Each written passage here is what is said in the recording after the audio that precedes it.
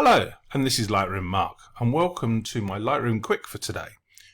We're looking at ratings, and this can work in conjunction with flags, and if you haven't seen my flags video, I'll put a link in the description down below so you can look at flags. But ratings are a way of saying, well, I've got 12 images that I like, but which ones do I prefer? I like them all. And like most things with art, it's subjective. Some people like it, some people don't.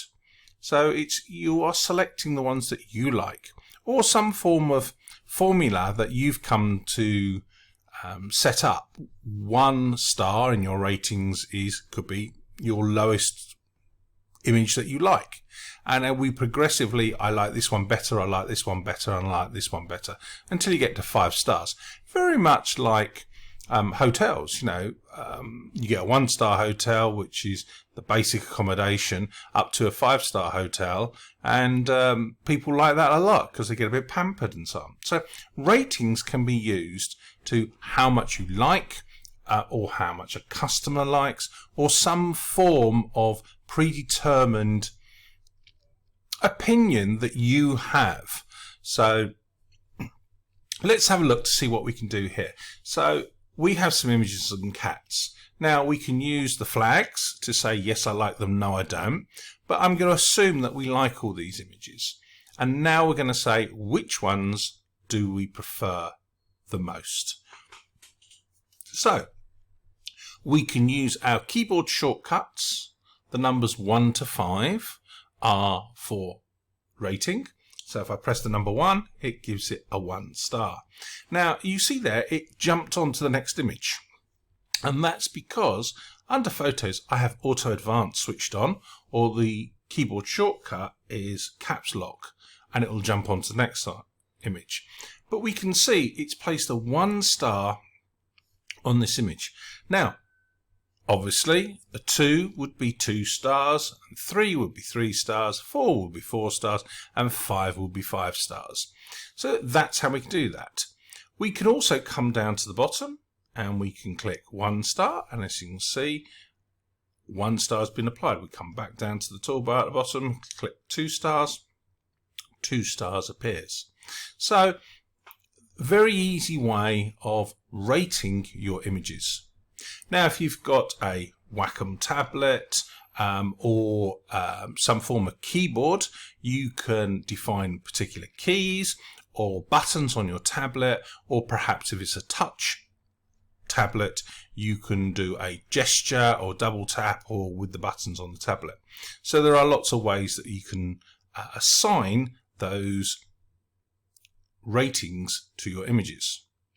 Now, why do we do this? Well, it's so we can find images that we like for very quickly. So we have this selection of images.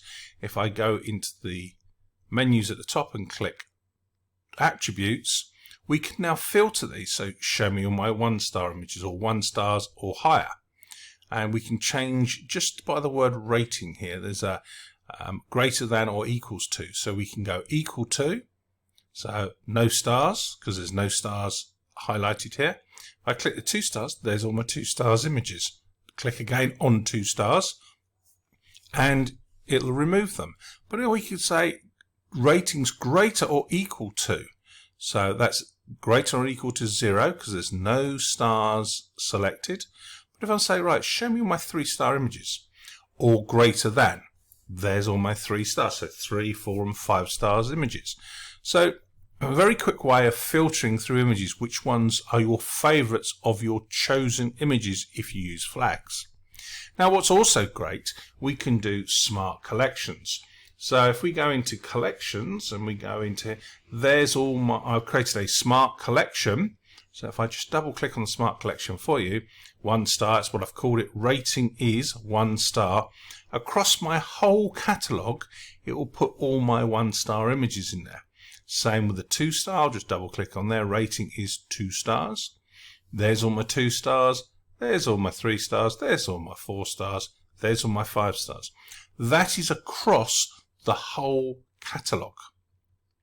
Now obviously with smart collections you can add extra rules. So we click on the plus, and you might say, for example, click from the drop down, metadata, keywords contains cats. And it would bring back all your 5-star images with the keyword of cat in it. So this is where smart collections are really powerful. So this is where we build this information up, use smart collections, and we can find our images quickly. So I hope that was of help to you today.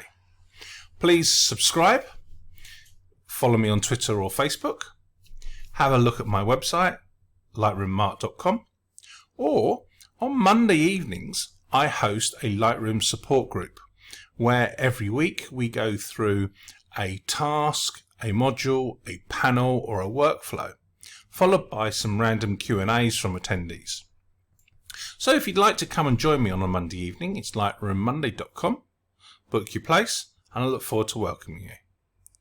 Don't forget to subscribe, like, leave a comment, and if you've got a question about Lightroom, leave those in your comments. And a lot of times I do videos to explain my answer to your question. Have a great day. Stay safe. Bye for now.